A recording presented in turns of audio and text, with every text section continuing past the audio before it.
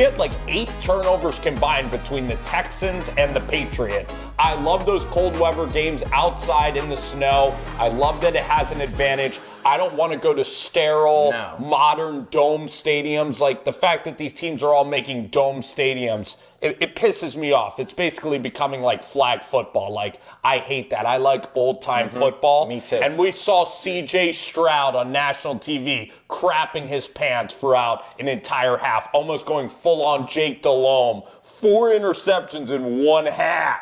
Yeah, that was like so I saw a statistic out there that if you spike the ball in every single play, you have like 38.9 QBR rating, something like that. He had like a 26. That means I'm surprised it wasn't negative. Right. Like I'm surprised they didn't just delete his stats. That was wipe it from the hard drive, the record books. I mean, he is a guy that he was throwing the ball in the harm's way. Very loose with the football. I still think he's a talent, but it was also poor play calling. I still believe in Stroud being a good quarterback over time, or do you think that he is never going to really reach the standard that he set out for? So I think it's unfair whenever like people create like a narrative or like they put a player in a box and saying like they can never, because ultimately like we don't know, like does CJ Stroud take this and get motivated by this and then just decide, you know what, I'm never going to be that version of myself again?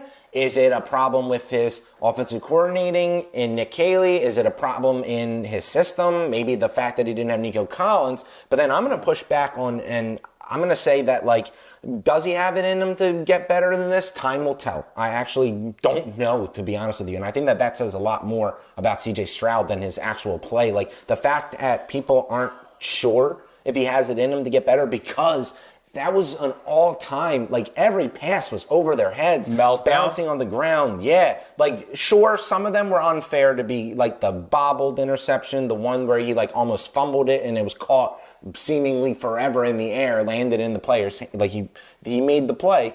But, like, there's something to be said about the fact that you already showed the week before when you didn't have to do anything. You really didn't have to do anything against the Steelers. Pittsburgh. You had 5 fumbles?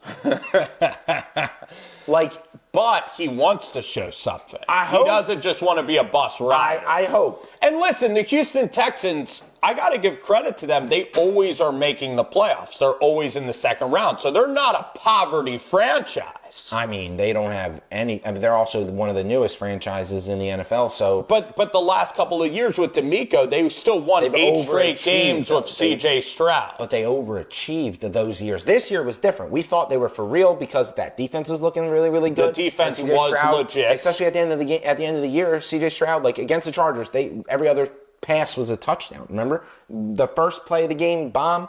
Second time they got the ball back, he threw another bomb. He shows flashes. He does, and he doesn't have Tank Dell. No. This guy has a big arm. He was clutch, even in the college football playoff, even in the Rose Bowl. He throws one of the prettiest deep balls, and he can layer the deep ball in there. Now, as a runner, he can't really create off schedule. No, he can't. But he's still tall. He still, to me, is a franchise quarterback. Because you don't want, look at what the Houston Texans had before. They had Deshaun Watson, and then they needed to pivot to C.J. Stroud. Look at all these other organizations, the Jets, the Giants, the Browns. They don't have a Stroud. You're right, but... And you don't want to go into quarterback purgatory. Look, you're right, and again, different staffs, but let's not forget, we watched T.J. Yates win a playoff game. T.J. Yates and Brocky Osweiler. We watched some bad quarterback play, or bad named quarterback play in Houston win games. Like, that seems to be their MO as a franchise. I don't know if it's got something... Yates of hell. Yeah. But my point is that, like, anybody can be a flash in the pan. CJ Stroud, but I'm starting to question because of the way that game went. Sustainably decent, but look, this happens to NFL quarterbacks. I'm not saying it'll happen to Stroud because I think the jury's still out on him. I think that he's shown enough where I got to trust that he's going to get back to the player that he is, but he's been chasing that rookie year success since it happened. But this happens to NFL quarterbacks when they make it to a playoffs, like a Goff with the got with the Rams, they get written off, and maybe they just need a change of environment. Maybe they need a better supporting class. Are you saying he's going to go the route of Bortles? I don't know. Maybe. I'm just saying it happens, so just be wary I just think about his mechanics are too good. 6'5", good arm, gets the ball out of his hands quickly. He has the athleticism, and he has the mechanics that I really like. I'm taking Stroud still over Bryce Young. No, I think I'm taking Bryce Young after what he's shown. You are going to take Young. Okay, so we can disagree with that. Because Bryce Young was clutcher, but Bryce Young's also 5'9", 5'10". But that makes it harder. He's smaller. But that's the point. I'm taking the steadier option of Stroud, even though he was very unsteady in New England. Yeah, but the game isn't played in shorts. I don't care what my quarterback looks like. Can he make these throws? Bryce Young was 8-9. 8-9. Stroud was 11-5. But similar stories where they won a bunch of games in a row. Bryce Young doesn't have Tet McMillan. No, Who's had a better career? Bryce Young was going to get. It's been 2 years out for of Bryce the Young. league. Look, the jury's still out by both of them. I like Stroud. I'm a Stroud believer. All I'm saying is, I'll go down with the shit. All I'm saying is you're going to have to pay Stroud before you're going to have to pay Bryce Young and a lot of these other quarterbacks. And I just think that you won games with Davis Mills. You've won in the past with Yates. You've won off of just running and defense. Can you get a quarterback that you know for a fact, hey, he might not have the highest upside like a Kirk Cousins when he was on Washington or Davis Mills? Maybe. Hey, Davis real cheap. Maybe just keep him. Yeah, who knows?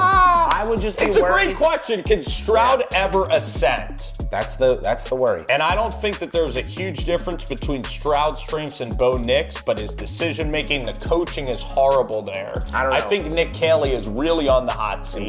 You've got to develop Jaden Higgins. You have Noel. You have all these high rookie receivers.